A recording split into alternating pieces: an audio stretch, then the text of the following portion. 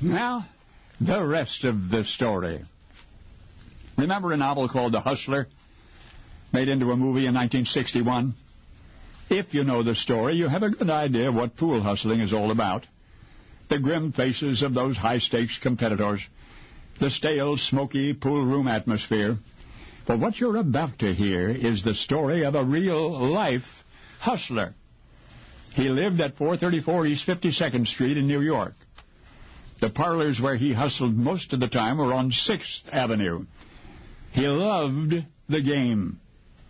But this was the Depression, so he hustled for money. His reputation was considerable. In fact, he became somewhat of a living legend on 6th Avenue.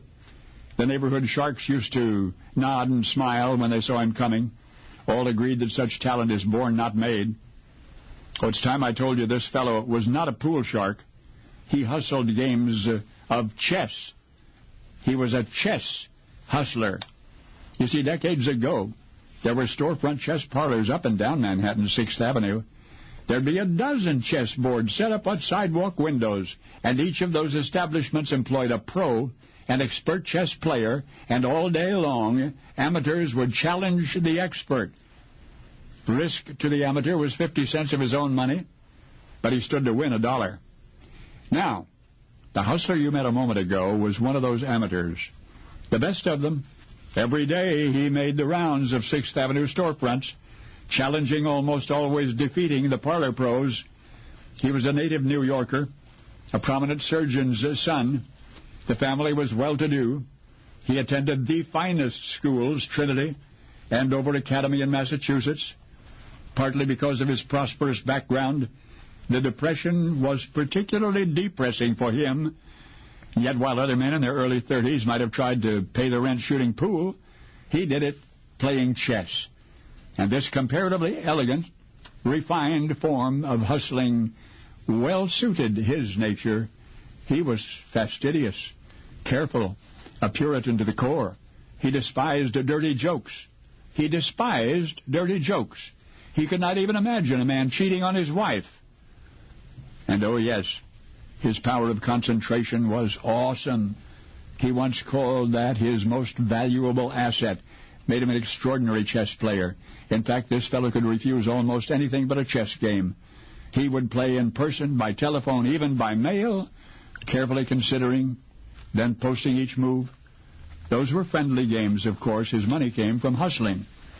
And as you might guess, there were lots of offers from the 6th Avenue parlors, offers for him to turn pro. Of course, he was making more money as an amateur. But then one day, somebody offered him enough money, and the one-time hustler became a professional.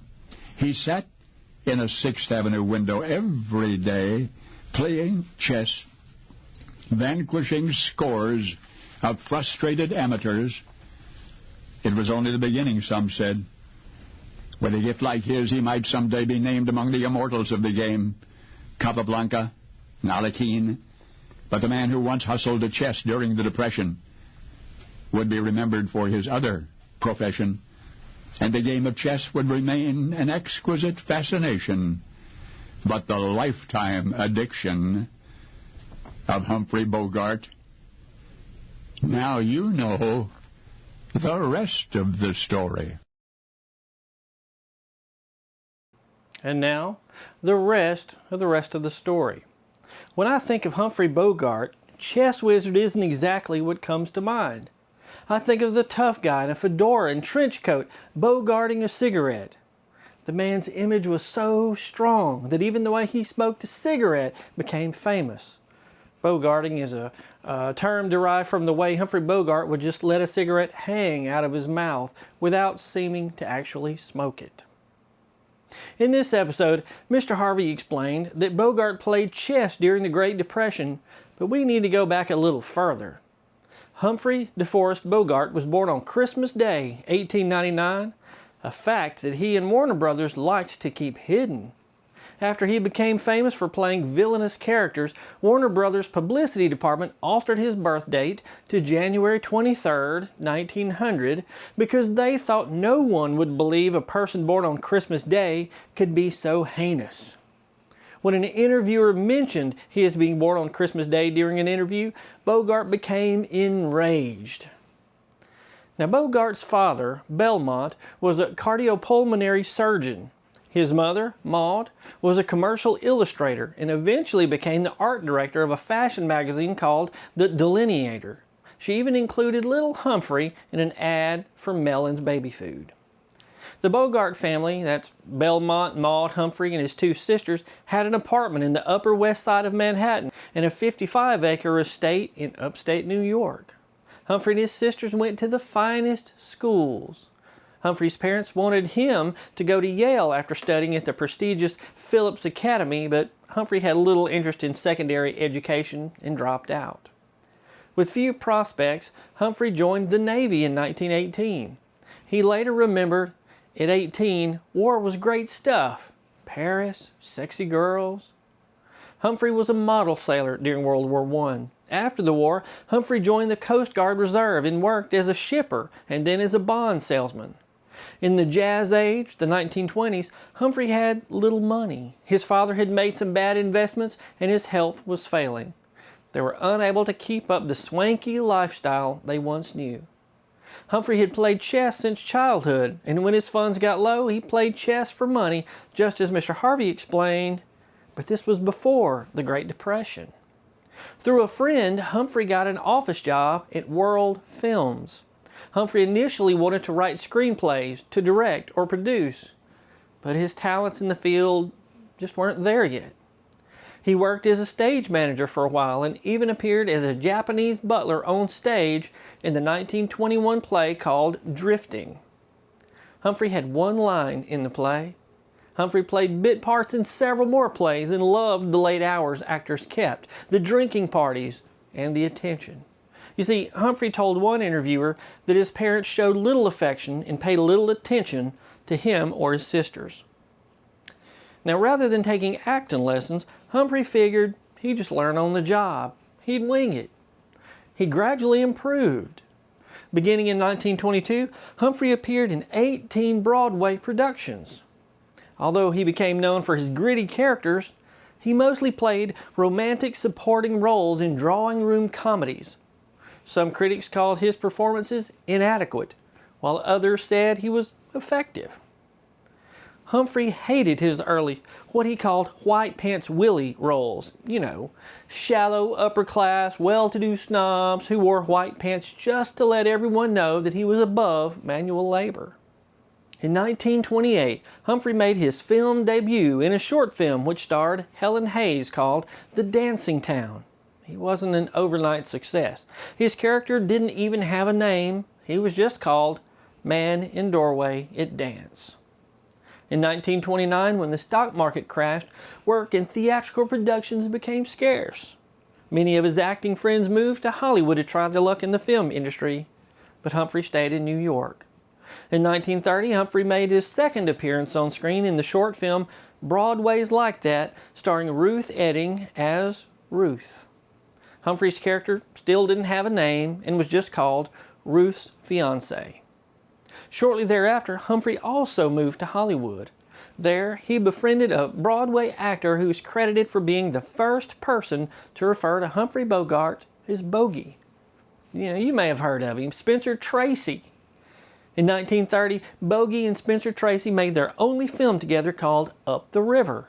It was Bogart's first feature film and Spencer Tracy's film debut.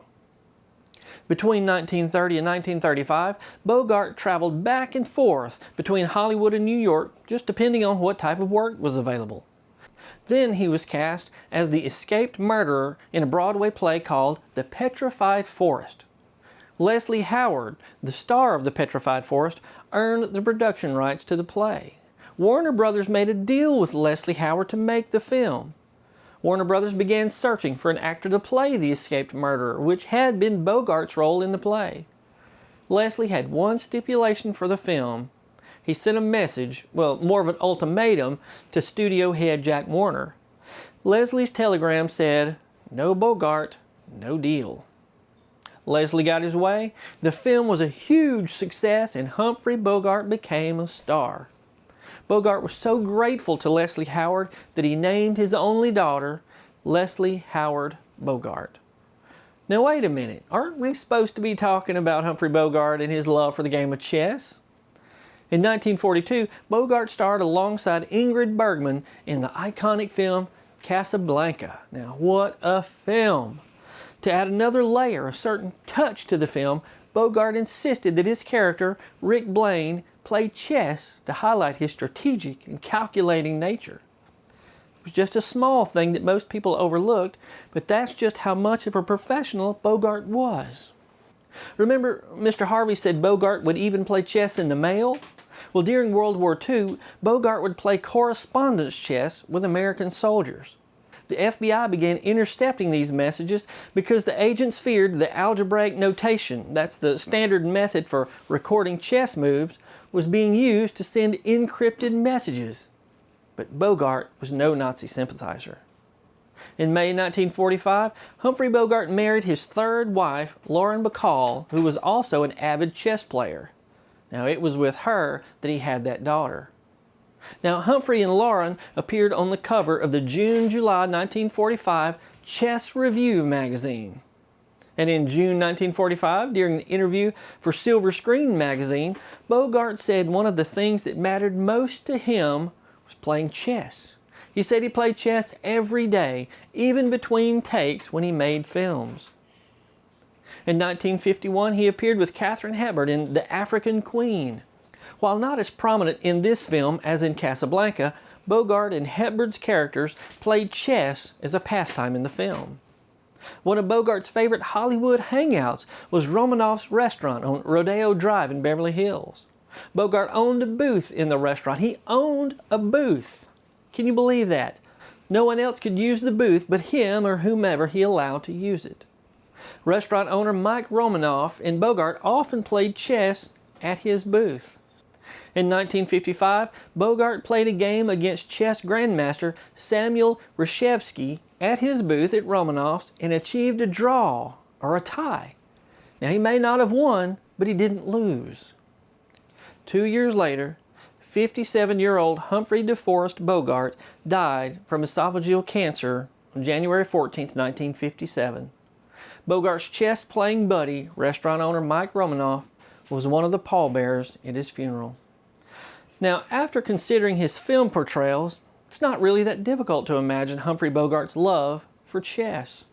Many of his most famous roles, such as Sam Spade in the 1941 film The Maltese Falcon, one of my favorites, show Humphrey Bogart to be calm, collected, thoughtful, and serious.